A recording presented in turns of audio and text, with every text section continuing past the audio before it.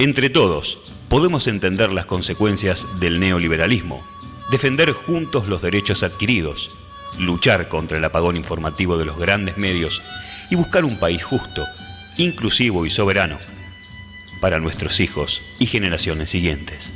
Entre todos, hagamos realidad líquida el programa de Resistiendo con Aguante, Almirante Brown.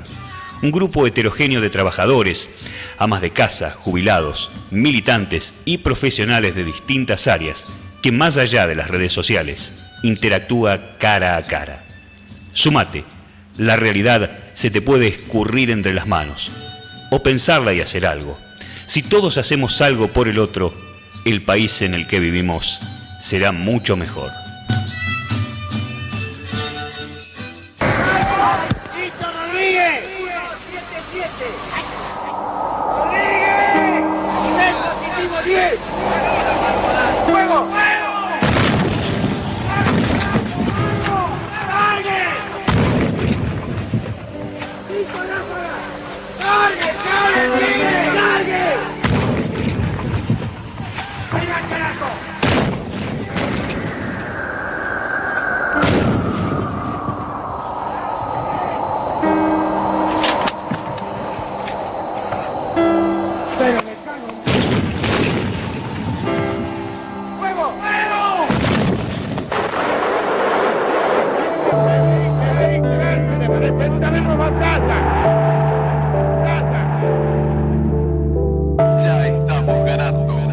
Luchamos por una idea grande, porque nuestros soldados la defienden, porque estamos haciendo de cada lugar de trabajo un puesto de combate. Argentinos, a vencer. Cada uno en lo suyo, defendiendo lo nuestro. Esto es la Plaza de Mayo, hoy y ahora. Este nuevo episodio que vivimos con serenidad y hasta con alegría, señor. Para no errar el disparo. Saber esperar es saber luchar. Argentinos, a vencer. El Estado Mayor comunica que las Fuerzas Armadas Argentinas derribaron 9 aviones Sea Harrier. Es decir, la unidad británica resquebraja minuto a minuto y la dama de hierro evidentemente se está oxidando. Es un orgullo para los argentinos la forma en que las noticias se dan, porque se dan con absoluta seriedad, con absoluta sobriedad, hasta a veces hasta con laconismo, pero jamás hemos faltado a la verdad. La guerra moviliza, la guerra cohesiona, porque la paz no incendia. La paz no moviliza, la paz chancha. Acá esta pequeñita me trae un recuerdo de su abuela. El plantel de la selección nacional va a donar 100 millones de pesos nuevos. Diego inició prácticamente las donaciones con una donación personal de 100 millones de pesos. No sé si ustedes lo recuerdan. Comunicado del Estado Mayor Conjunto número 165. El Estado Mayor Conjunto comunica que en el día de ayer, 14 de junio de 1982, ¡Raíz a la patria! ¡Seguir constantemente su bandera! ¡Y defenderla hasta perder la vida! ¡Ninguno! ¡Ninguno! ¡Ninguno!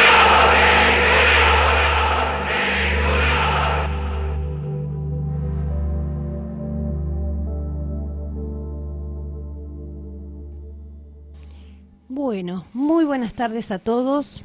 ¿Qué decir después de esta apertura? Hoy nos vuelve a convocar la memoria.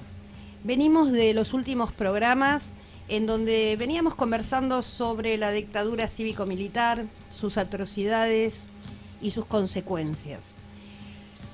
Hoy hablaremos de un desgarro más de esa dictadura. Hoy vamos a tratar el tema de la Guerra de Malvinas, conmemorando los 35 años que se cumplieron ayer. En principio, bueno, hoy los vamos a acompañar Jacqueline, Carlos, Mirna, Dani y quien les habla, Claudia. ¿Cómo andan, gente? Bien, con la memoria activa. Muy bien. Igual. Bien. Bueno, mientras esperamos, porque hoy nos va a acompañar para profundizar justamente este tema, Francisco Markovich, un excombatiente de Malvinas. Pero bueno, mientras lo esperamos, porque todavía no llegó, Yo diría de ir arrancando con la editorial y les damos unos minutos más.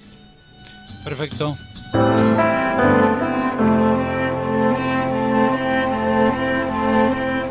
A fines de marzo de 1982 crecía la manifestación de disconformidad popular con esa dictadura caracterizada por su todavía oculto genocidio y un modelo económico opresivo. El 30 de marzo reprime en forma salvaje el pedido de pan, paz y trabajo de una numerosa manifestación de trabajadores. Hace 35 años comenzábamos así a conocer todas las caras del neoliberalismo. El 2 de abril de ese año, el batallón de vehículos anfibios número 1 toma Malvinas y comienza la gran manipulación.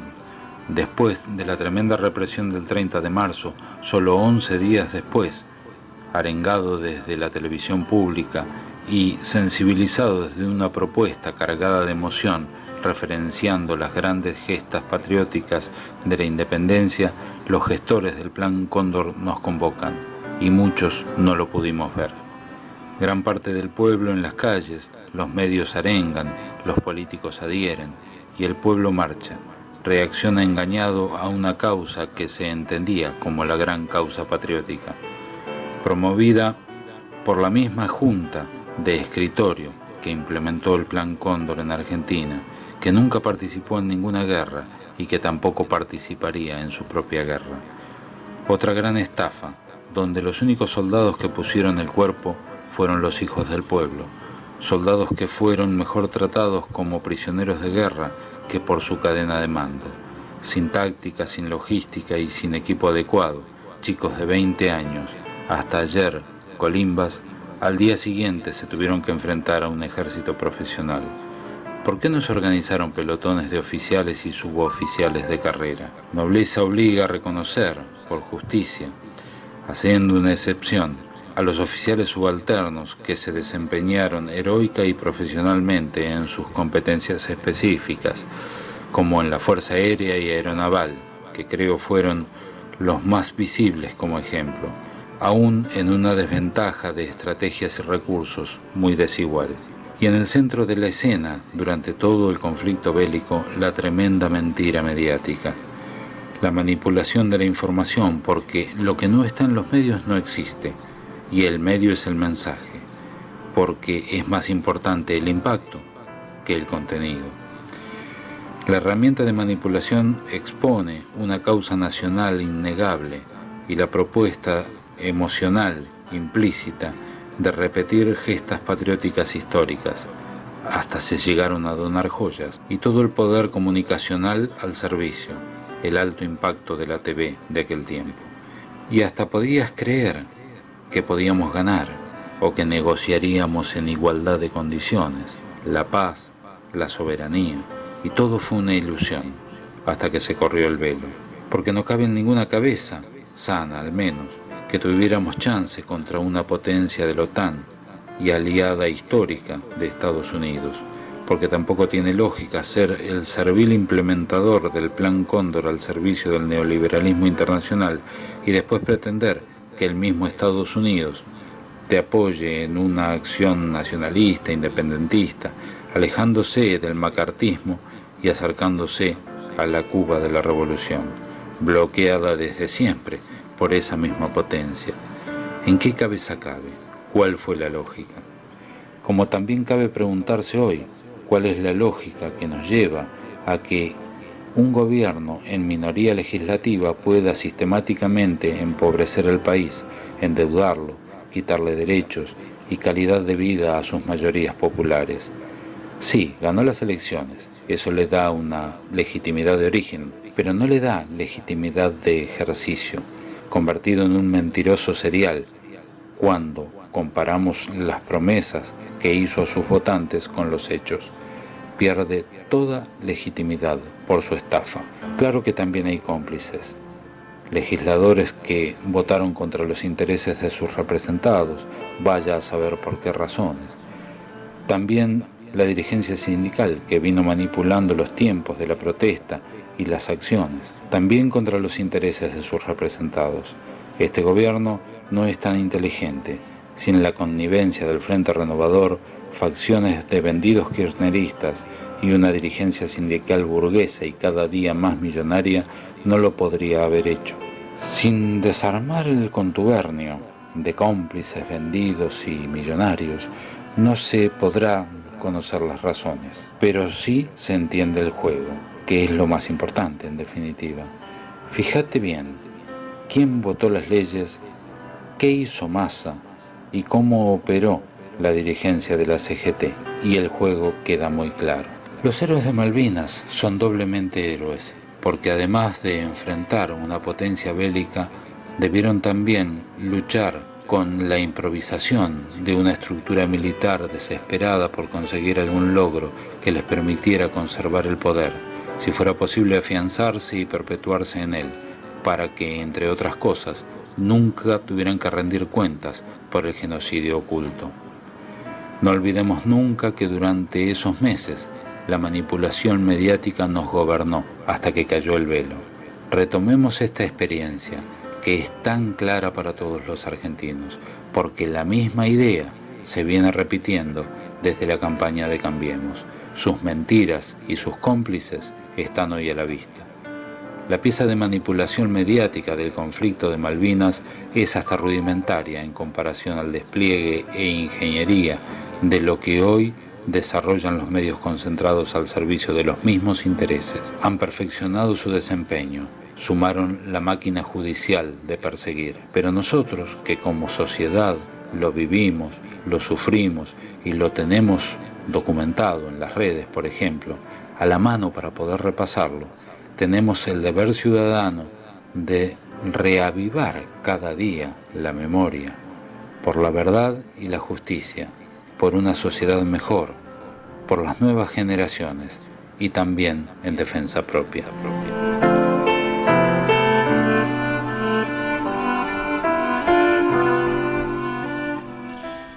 Lo más impactante, me parece, de esta primera parte es la apertura, ¿no? Esa introducción donde se escucha el clamor de la batalla, la desesperación, la adrenalina que hay, que implica esto, pero también se va conjugando con un aparato propagandístico realmente nefasto.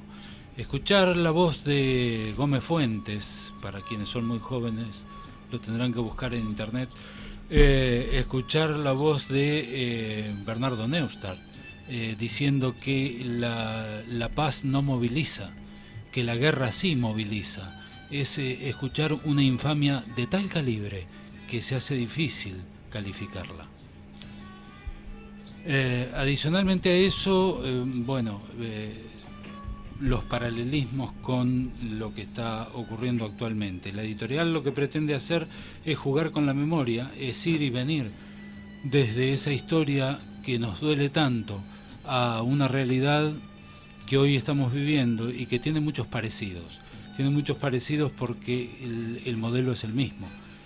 Aquel modelo empujado por la Junta Militar desde un poder de facto a este modelo, el mismo modelo neoliberal sustentado desde una posición ganada a través de los votos, que, como dice la editorial, tuvo legitimidad de origen porque ganó en el balotaje por un punto, pero carece de legitimidad de gestión, básicamente porque miente, porque estafó, porque de todas las promesas de campaña, ¿cuántas podremos contar como cumplidas o en proceso de cumplirse?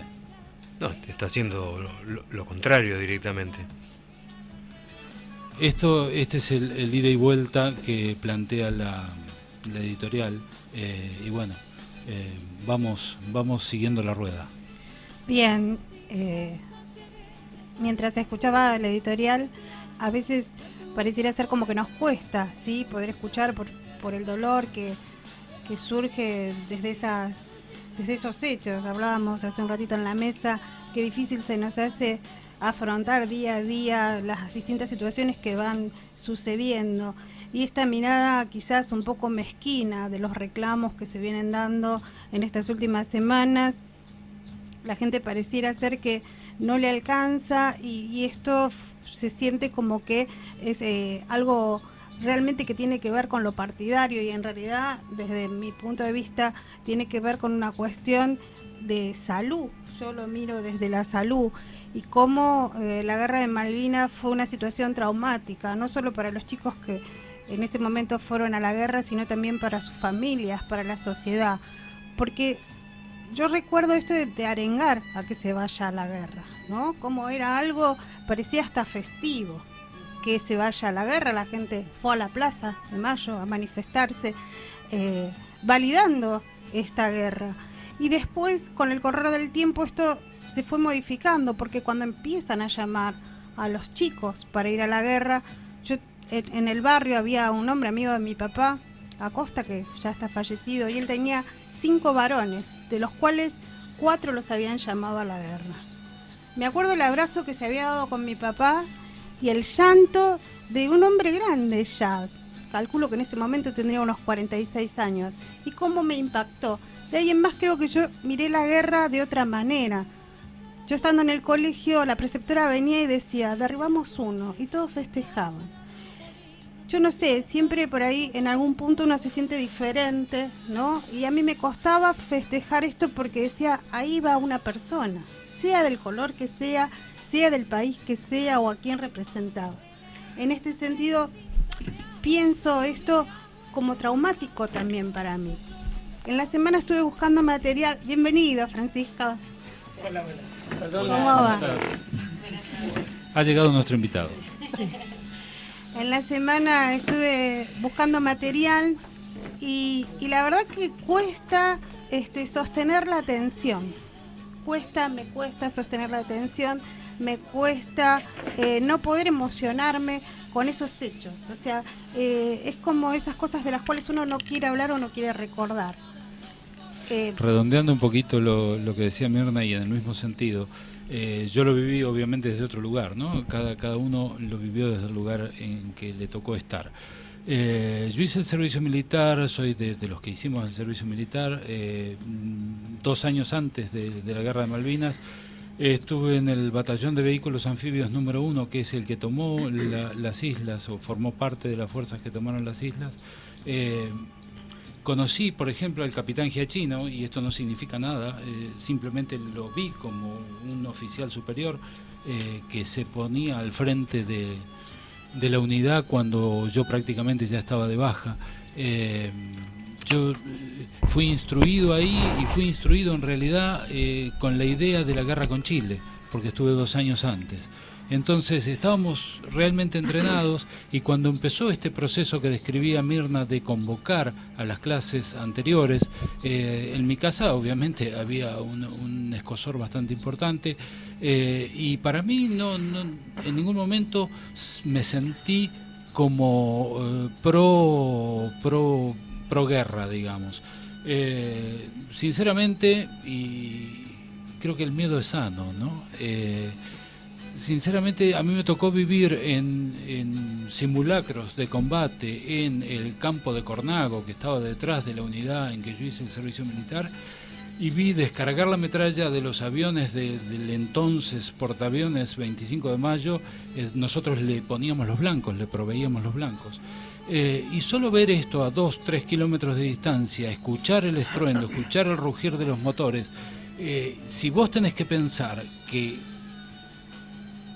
te están tirando a vos, bueno, mejor no imaginarlo. Sí. A ver, nadie mejor que, en este caso, Francisco, que acaba de llegar. Bienvenido, Francisco. Gracias por venir. No, gracias por invitarme, gracias por... Nosotros a esto le llamamos malvinizar, gracias por abrirme las puertas. El agradecido...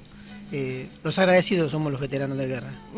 La idea es justamente no perder la memoria y sobre todo para los jóvenes que hoy lo leen en los libros de historia, ver en qué contexto sucedió todo esto, porque yo le iba a agregar a lo que los chicos decían, que no nos olvidemos que la guerra de Malvinas fue la última carta de la dictadura militar para no perder el poder, ¿no? Fue un invento del golpe, de la dictadura, que costó lo que ya sabemos que costó, además de muchos muertos, todas las consecuencias posteriores.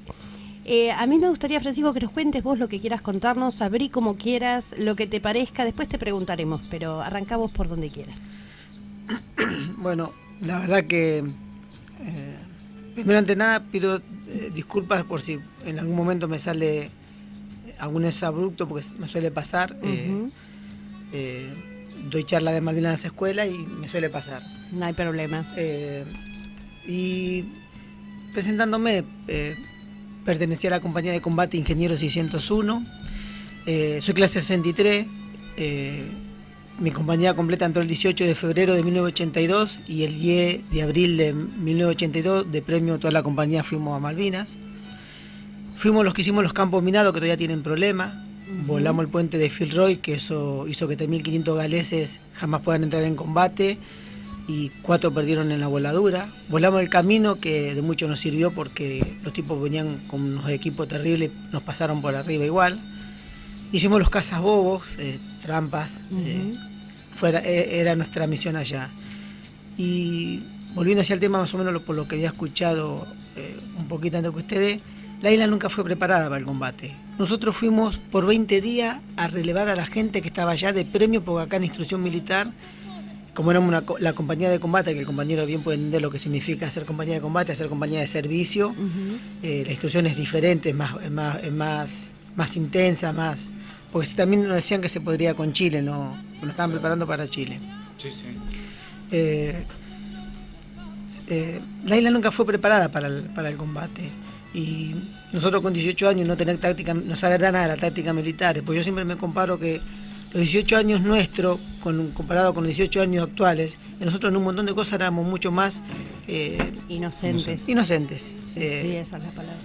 Muchas cosas que se nos escapaba y íbamos aprendiendo sobre el pucho. Entonces, no entendíamos, por ejemplo, por qué ellos no bombardeaban y nosotros no podíamos... ¿Por qué de acá? ¿Qué pasa de acá que nos estamos tirando? Claro. Y aguantando esto que no se van. Hasta que no empezó a intervenir la aviación, que la aviación intervenía de día, los tipos venían a jugar a tiro a blanco con nosotros, y nosotros de nada. Y después me enteré con el tiempo que por los últimos días sí hubo el cañoneo nuestro. Los cañones nuestros tenían un alcance de 7 kilómetros, mientras que los de ellos de 21. Entonces, claro, el cráneo que preparó el tema nunca lo preparó. Llevaron a soldados como mi clase, 63, que teníamos tan poco de instrucción, habiendo gente que tenía más instrucción y eran profesionales y podían haber ido, y hubiese sido profesional contra profesional. Yo cuando doy las charlas en las escuelas suelo comparar, a mí no me gusta el fútbol, lo único que me gusta del fútbol es el mundial, porque es cuando veo la bandera mía celeste y blanca por todo, en todos lados flameando, si no parece que no existe. Suelo compararlo con un equipo de fútbol. Siempre suelo decir que hagamos de cuenta que suelo ponerme yo en el equipo y 4 personas más, y digo, vamos a hacer de cuenta, nosotros somos los de River, y vamos a jugar contra la primera de Boca, nosotros 5, contra los 11 de Boca y en la cancha de Boca. Yo así en el estado que estoy, con esta ropa donde estoy, y ellos son los profesionales que viven de eso. Algo parecido pasó en Malvinas. Nos superaban en número, en profesionalismo, y por más que nosotros pusimos lo que pusimos, que fue, por ejemplo, en la cancha de fútbol, ¿qué haríamos? Los morderíamos, los patearíamos, los escupiríamos, los agarraríamos la ropa, todo. Pero a la larga no iban a pasar por encima. Eso pasó desgraciadamente en Malvinas. O sea, voluntad hubo, y porque no nos quedaba otro, y porque queríamos seguir sobreviviendo, y porque la causa nuestra era no por odiar al enemigo, sino por amor a los que estaban atrás nuestro. Pusimos todo, pero nos estaban pasando por arriba los tipos, porque ellos eran profesionales, y por cada soldado que había venían 10 de nosotros, por cada soldado nuestro que había venían 10 de ellos. Hay cosas que se pueden corroborar porque por ahí parecen medio exageradas, esto como que venían por cada uno 10. Inglaterra mandó 119 barcos a recuperar las islas, 119 barcos. Imagínense eso. Nosotros una noche en un bombardeo contamos 21 fragatas, como venían, jugaban, o sea, daban la vuelta, bombardeaban y la otra después venía atrás, en esas noches que se puede ver las sombras, jugaban al tiro blanco con nosotros. Y vos decís, con el tiempo, cuando yo ya estaba acá y pensando, preguntándome tantos por qué no se armó la isla como corresponde. ¿por qué no se armó con tiempo la isla como todo? Como ¿Y qué respuesta te diste, Francisco? Que los que estaban a cargo eran unos inútiles que no sabían lo que estaban haciendo. Porque yo con 2 años más después que tuve, me di cuenta de un montón de cosas. Por ejemplo, ¿por qué no llevó la artillería que tenían que llevar? Durante el conflicto llevaron 3 cañones de la Segunda Guerra Mundial, se llaman Sosman. Esos cañones sí tenían alcance. De los 3 que llevaron, uno solo andaba. Uno en el primer tiro mató a los 4 que estaban alrededor del cañón porque estaba mal armado, no sé qué pasó, explotó y los mató. Uno fue con una pieza de menos, nunca anduvo. Y el otro que anduvo averió y hundió una fragata. Y a las líneas inglesas acá que tiraba, desastre hacía ese cañón. Pero no duró mucho, porque los tipos son buenos, lo detectaron. Si bien yo nunca lo vi, porque lo ocultaban cerca del pueblo, de las casas, dicen que lo trasladaban con una máquina de vialidad nacional para poder trasladarlo al cañón. Y si hubiesen llevado 50, 100 de eso, las minas que tenían que estar en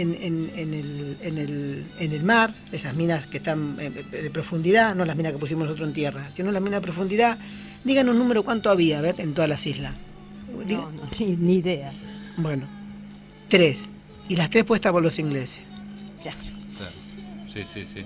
Sí, en la editorial nosotros habíamos anticipado un poquito esto diciendo que, planteando una pregunta, ¿no? ¿Por qué no se armaron pelotones de oficiales y suboficiales de carrera para hacer frente a estos profesionales? No, dejaron a los soldados del pueblo, a los chicos, a los colimbas, que hicieran frente a toda esta parafernalia que trajeron los ingleses.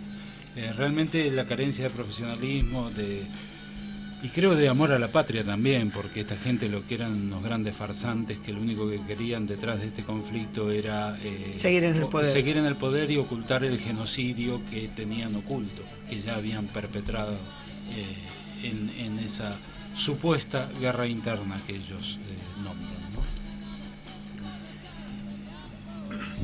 Sí, a mí me interesaría preguntarte, ¿qué es lo que te preguntan los chicos? Esto que vos decís cuando vas a dar las charlas, ¿qué es lo que a ellos les despierta curiosidad?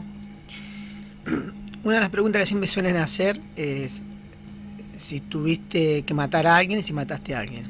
Y si perdiste a algún compañero. Son las primeras medianamente preguntas que hacen, excepto que las maestras le digan que no pregunten. Yo cuando voy a dar una charla a una escuela siempre le digo a las maestras, hicimos unos cortometrajes sacados de hechos reales nosotros, son caseritos pero están en internet y los uso porque en los cortometrajes dejamos un mensaje a nuestra juventud.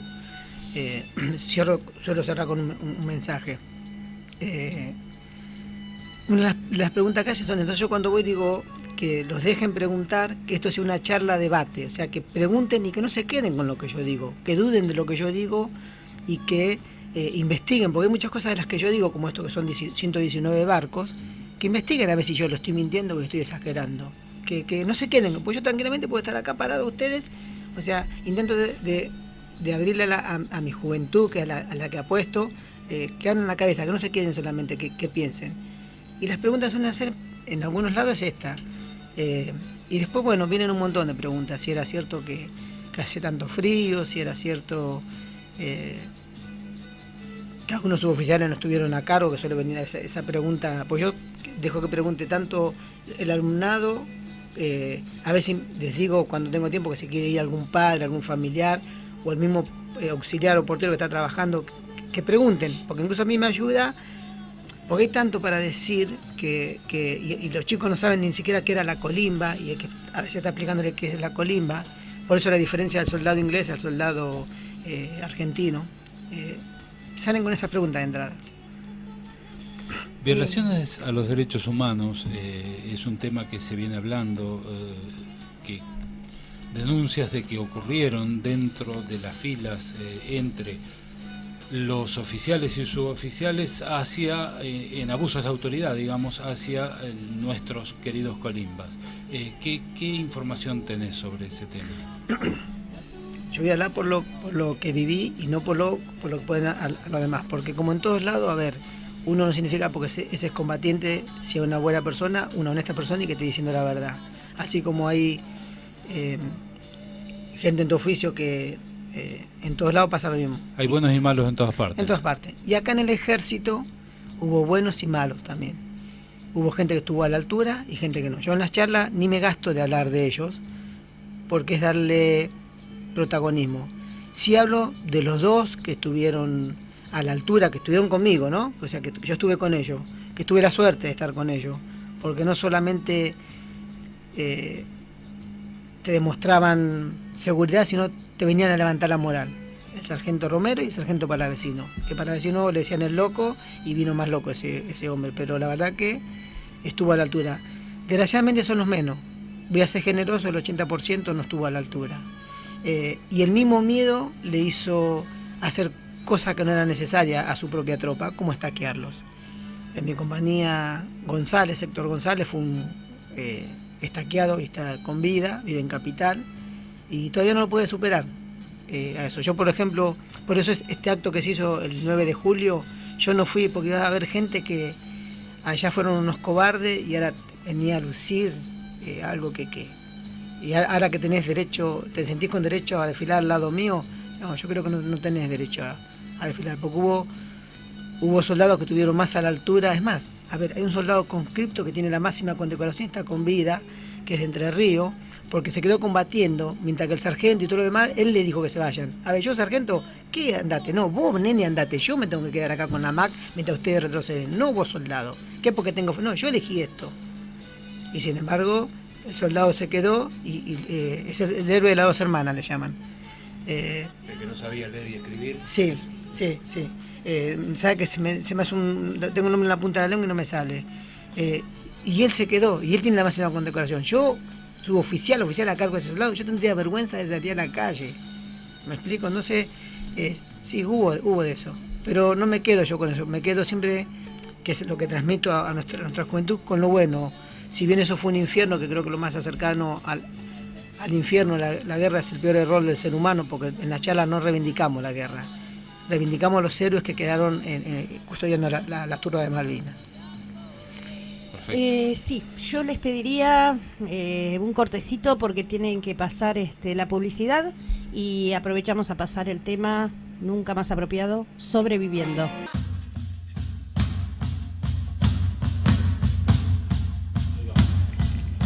Bueno, acá estamos de vuelta. Seguimos charlando, ¿no?, con Francisco, y yo querría retomar en lo último que comentaba Francisco, esto de que eran estaqueados por nuestras mismas fuerzas. Y nosotros fuera del aire le preguntábamos por qué, y contá, Francisco, por favor, el por qué los estaqueaban para después poder tomar el tema de la logística y todo eso.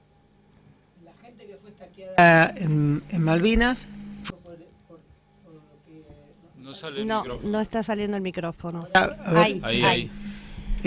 La gente que fue estaqueada en Malvinas, pues yo hablo por lo que viví, no por lo que otro muchacho puede llegar a decir, es por ir a matar un cordero sin permiso o ir a robar comida, nuestras mismas comida, algún depósito sin permiso. Cuando esto era así, para buscar la disciplina, ellos te estaqueaban.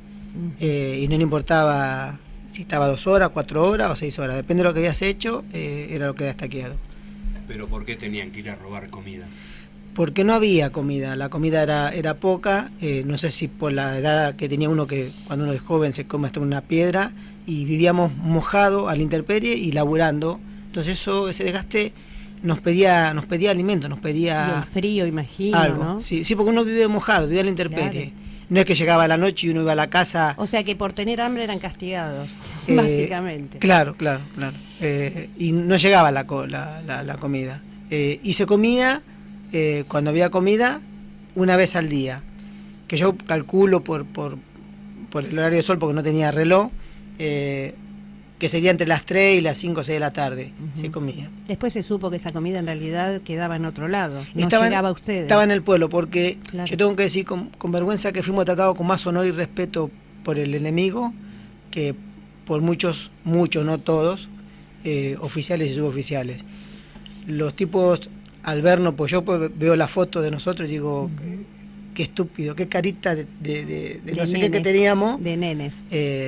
Porque uno ya es papá, tiene 53, entre 53 y 55 años, en mi caso 53, y decía, claro, ¿cómo no nos van a dar de comer? Y cómo no es que, por eso ellos nos admiraban, porque ellos no pensaban que le íbamos a dar la resistencia que le dimos. No fue porque éramos super machote o no sé cómo que, era la gana de sobrevivir, el que no vengan para que no vuelvan al continente, como dije, era por amor a los que estaban atrás y no por odio al que venía adelante. Si bien uno le termina teniendo esa bronca, ese odio para venían a matarte. Sí, claro. Pero sabe que los tipos nos trataron con odio y respeto. Es más, yo creo que si hubiese sido al revés, ellos hubiesen quedado prisioneros, yo creo que lo hubiésemos matado. En cambio ellos nos trataron con honor y respeto y nos dieron la propia comida nuestra. El primer día estaba todo calentito, estaba medio ahí tenso, que pensamos que no iban a pasar valor igual, porque era lo que hubiésemos hecho nosotros. Exactamente. Y sin embargo los tipos nos trataron con honor y respeto, los tipos. Lo que pasa es que acá directamente fue nacida, podrida esa guerra, ya desde el vamos. Un manotón de abogado. Desde que se ideó. Desde la organización, un manotón de abogado. Yo estoy, mi posición personal es que la iniciaron con idea de perderla directamente. Es una posibilidad. O no les importaba, directamente no les importaba. Ha encontrado alimentos donados vendiéndose en los negocios en el continente. Sí. Perdón que interrumpa, tuvimos un llamado de Raquel y Ángel que te mandan un abrazo con el corazón, Francisco. Gracias. Te agradecen profundamente. No quisieron salir al aire porque realmente estaban muy emocionados. Así que bueno, te hacemos llegar su abrazo. Yo quería hacer una reflexión sobre lo que se cuenta. Yo hice el servicio militar, no soy un experto en el tema, ni mucho menos. Soy un curioso de muchas cosas. Y dentro de lo que me gusta la historia, sé que, por ejemplo, la Segunda Guerra Mundial fue ganada a partir de la gran logística que manejó sobre todo Estados Unidos, su poder bélico en la industria, en la capacidad de fabricar armas, en la capacidad de fabricar barcos, en la capacidad de fabricar montones de pertrechos y en la organización logística para hacer llegar esto al frente en tiempo y forma. Un ejemplo tremendo de esto es el desembarco en Normandía. Ver, por ejemplo, en la película Rescatando al Soldado Ryan se ve muy bien lo que es el combate y lo que es un desembarco en una magnitud colosal. Bueno, de esto hablamos cuando hablamos de logística bélica, de organizar, de ser muy profesionales, de tener sumados todas las necesidades, saber cuántos soldados voy a poner en el frente, saber cuántos platos de comida, cuántas veces al día tengo que hacer llegar, cuántas cocinas de campaña tengo que disponer para que esos platos de comida estén en tiempo y forma. De esto hablamos. Y por lo que conversábamos fuera de micrófono, evidentemente aquí falló en gran medida todo esto y es lo que pone en manifiesto la falta de profesionalismo. Me gustaría que cuentes la experiencia con respecto a este tema. Yo no sé quién fue el biólogo, el que tenía a cargo o los que tenían a cargo de armar esto. Yo no entiendo por qué se guardaron lo mejor, por qué nos mandaron con el armamento viejo, por qué no fue la comida suficiente, porque si vos tenés a la tropa bien, la tropa va a poder responder bien, vos vas a tener fuerza y no fue preparada. Pues yo digo que la isla nunca fue preparada para el combate, porque en 7 días que yo estuve prisionero de guerra, nos entregaron último porque teníamos que marcar los campos minados que todavía tienen problemas, y si después quieren comento por qué es que tienen el problema en los campos minados todavía, para descubrirlos, para desenterrarlos. En 7 días que estuvimos prisioneros de guerra y fuimos los últimos que entregamos porque teníamos que marcar los campos minados, vi cómo la armaron en 7 días esa isla y yo decía, nunca más la recuperamos. Nunca más. Vi las cosas que habían puesto en tan poquito tiempo que después me di cuenta que hicieron a propósito para que lo digamos acá, las cosas que habían visto. Que más tuvimos que notificar acá antes que nos den la baja y firmar ese papel que teníamos terminantemente prohibido decir lo que pasó allá.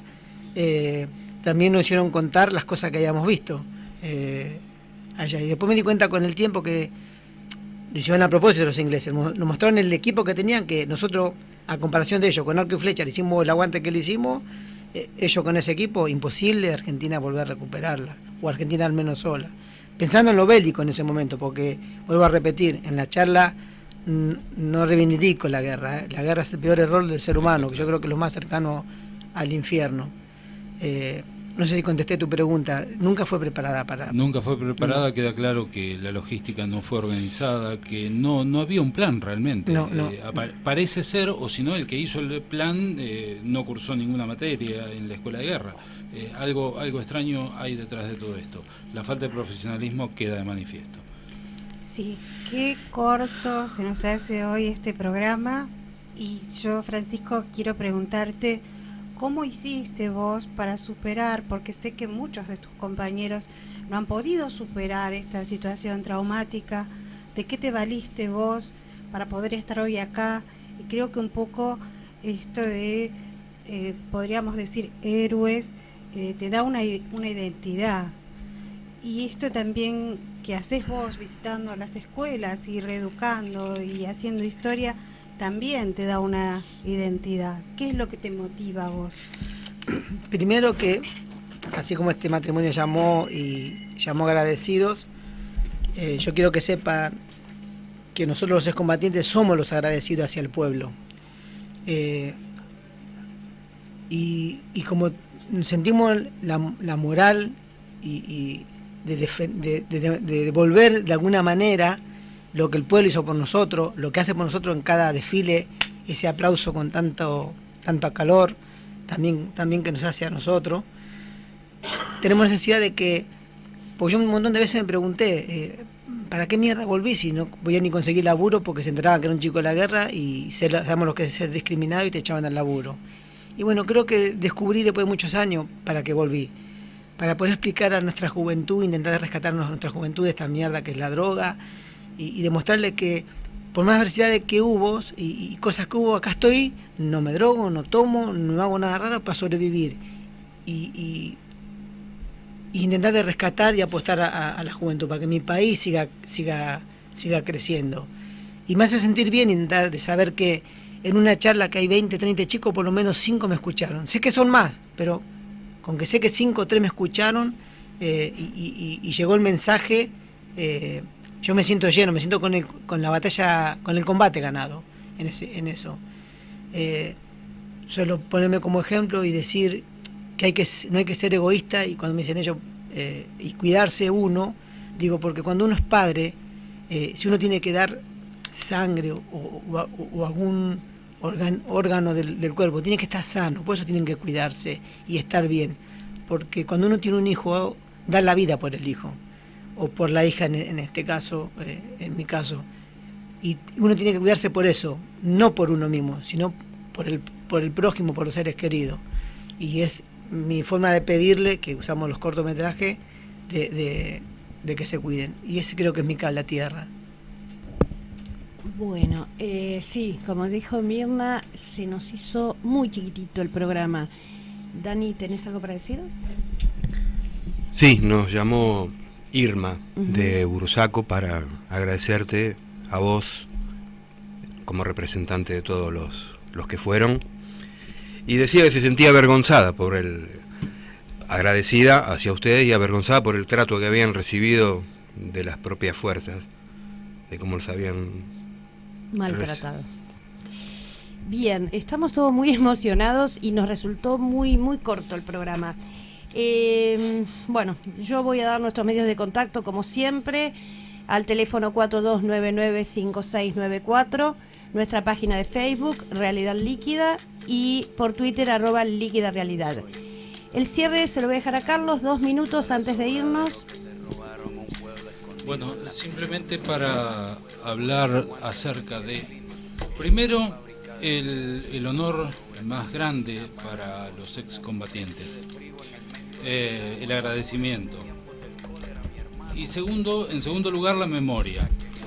Este ejercicio de la memoria que necesitamos hacer para que no nos sigan manipulando por los medios masivos de comunicación.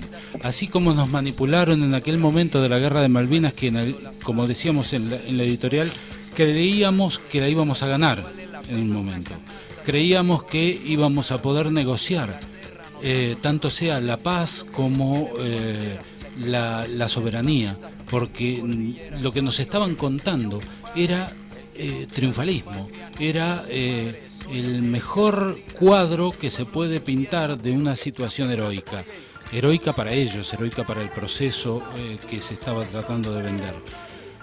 Hoy en día esta manipulación mediática está aplicada a lo político y lamentablemente hay una gran cantidad de gente que prefiere vivir creyéndole a los grandes medios, creyendo en lo que dice TN y no haciendo el esfuerzo, el pequeño, gran esfuerzo de ejercer su derecho a ser críticos sobre lo que le están diciendo y corroborar la información que nos llueve cada día para manipular nuestras vidas.